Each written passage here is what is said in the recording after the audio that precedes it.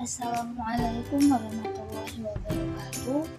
Puji syukur kita panjatkan kepada Allah Subhanahu wa Ta'ala, karena berkat Allah lah saya bisa mengerjakan tugas final program kerja anak usia dini. Tak lupa pula selawat beserta salam kita sanjungkan kepada Nabi kita Muhammad SAW, karena berkat beliaulah sampai sekarang kita bisa menikmati indahnya Islam dan nikmatnya iman, serta banyaknya pengetahuan pada zaman sekarang ini. Yang saya hormati Ibu Maida Safita, MPD, selaku dosen pengampu mata kuliah program kerja anak usia dini. Baiklah teman-teman, pada kesempatan kali ini saya, Sifa Haura, akan memaparkan sebuah materi yang berjudul pendukung pemenuhan kebutuhan esensial anak usia dini. Jadi langsung saja kita masuk ke materinya. Yang pertama itu, apa sih yang dimaksud dengan kebutuhan esensial anak? Nah, jadi teman-teman, PAUD berkualitas menegaskan bahwa layanan PAUD tidak hanya terbatas pada aspek pendidikan saja. Agar anak berkembang dengan utuh, maka satuan PAUD perlu juga memantau dan mendukung terpenuhinya kebutuhan esensial anak di luar pendidikan, yaitu tentang kesehatan anak, gizi, pengasuhan, perlindungan, serta kesejahteraan melalui kerjasama dengan lintas unit layanan yang lainnya. Nah, untuk materi selanjutnya yaitu kebutuhan esensial anak usia dini. Nah, yang pertama itu ada kelas orang tua.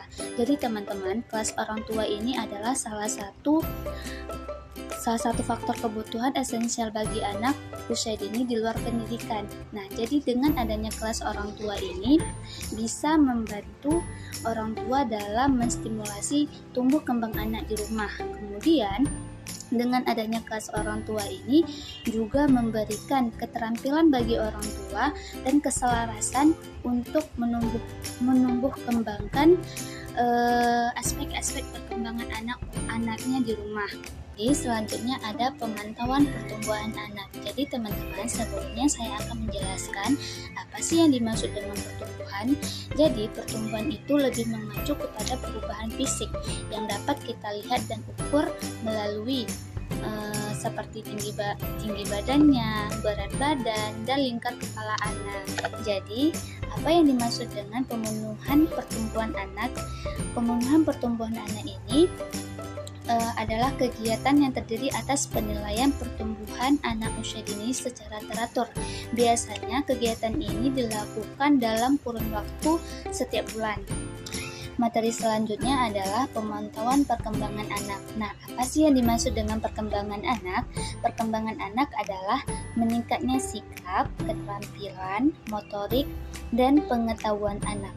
Perkembangan anak merupakan proses bertambahnya kemampuan yang bersifat kualitatif, lebih kompleks, dan merupakan hasil dari proses pematangan yang ditandai dengan perubahan karakter dan kemampuan yang bersifat fungsional. Contohnya di sini seperti kecerdasan anak, berkembangnya kemampuan berbicara atau berbahasa, kemudian berkembangnya kemampuan fisik motoriknya, serta berkembangnya sosial emosional anak. Pemantauan perkembangan anak merupakan serangkaian kegiatan untuk memantau perkembangan anak secara berkala dengan menggunakan kartu atau buku. Jadi, pemantauan perkembangan anak juga termasuk menanyakan kepada orang tua dan mencatat kelengkapan pemberian imunisasi dasar lengkap pada anak.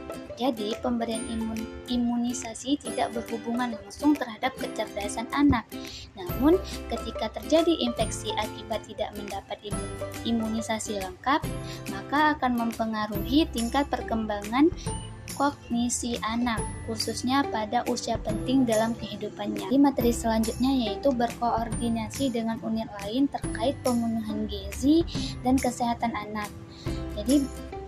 Jadi kepala sekolah serta pendidik bekerja sama atau berkolaborasi dengan unit-unit luar lainnya untuk pemenuhan kesehatan serta gizi anak. Contohnya bekerja sama dengan posyandu dan puskesmas terdekat ataupun unit-unit lainnya agar terpenuhinya pemenuhan anak yang terkait dengan kesehatan anak serta gizi anak.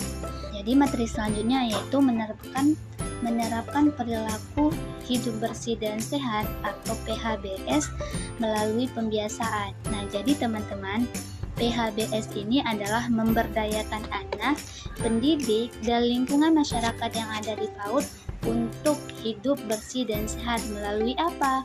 Seperti mencuci tangan dengan sabun sebelum makan, kemudian menggosok giginya setelah makan, kemudian tersedianya toilet.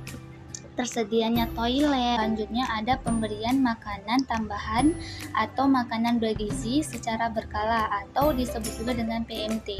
Apa sih yang dimaksud dengan program pemberian makanan tambahan atau PMT? Jadi PMT ini merupakan kegiatan pemberian makanan kepada anak-anak di satuan PAUD dalam bentuk kudapan yang aman serta mengandung nilai gizi yang sesuai dengan kebutuhan sasarannya. Kemudian apa tujuan PMT ini?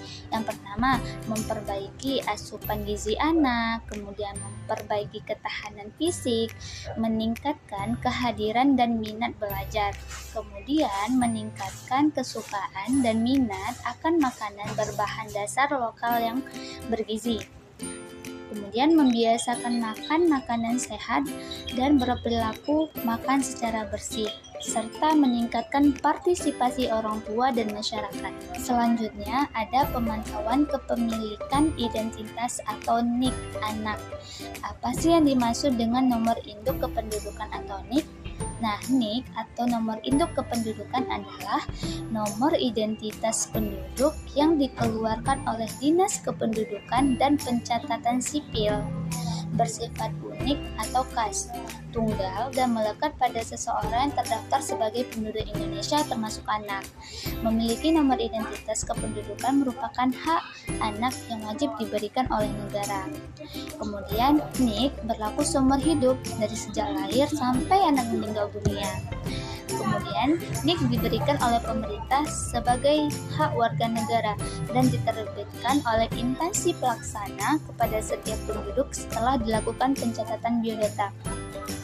Materi selanjutnya adalah ketersediaan fasilitas sanitasi dan air bersih. Fasilitas sanitasi utama adalah instalasi air minum, toilet dengan air yang mengalir, kemudian instalasi fasilitas cuci tangan pakai sabun dengan air mengalir dan pengelolaan sampah. Ketersediaan fasilitas sanitasi utama di satuan PAUD sangat penting karena mencegah anak dari berbagai penyakit infeksi yang sering diderita anak seperti diare, infeksi saluran pernafasan, kemudian polio, tipes, penyakit kulit, dan penyakit mata, dan mencegah infeksi penyakit yang berulang akan menyebabkan anak kekurangan gizi, dan jika berlangsung secara terus-menerus dalam waktu lama akan menyebabkan terhambatnya proses perkembangan anak yang berdampak pada perkembangan otak yang tidak optimal. Kemudian kita masuk ke judul baru, yaitu mendukung pemenuhan kebutuhan esensial anak usia dini. Yang pertama ada kelas orang tua. Nah, dari materi-materi yang sebelum saya jelaskan bahwa kelas orang tua ini adalah salah satu hal yang paling penting dalam satuan PAUD. Kenapa?